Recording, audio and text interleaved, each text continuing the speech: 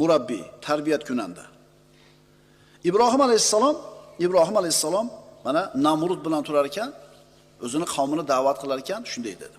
Astagfirullah. Qala afara'aytum ma kuntum ta'budun antum va aba'ukumul aqdamun fa innahum aduwwun li illa robbil alamin. Illa robbil alamin. Ibrohim aytdi: sizlar o'zingiz ham, qadim ota-bobolaringiz ham ibodat qilguvchi bo'lgan butlaringiz haqida hech o'ylab ko'rdinglarmi? Shak shubhasiz ular men uchun dushmandir. Faqat Robbil alamin dushman emas. Qarang, allazi xalaqani fa huva yahdin. Endi Robbisini Ibrohim alayhisalom tanishtiryapti. U meni yaratgandir. Bas o'zi meni hidoyat qilur. Uning o'zigina meni to'ydirur va qondirur. Kasal bo'lgan vaqtimda uning o'zi menga shifo berur. U meni o'ldirur, so'ngra qiyomat kunida qayta tiriltirur.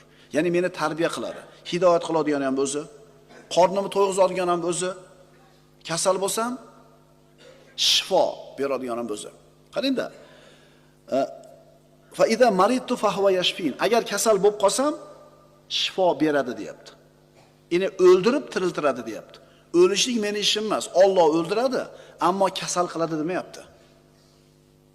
Alloh kasal qilmaydi, birodar.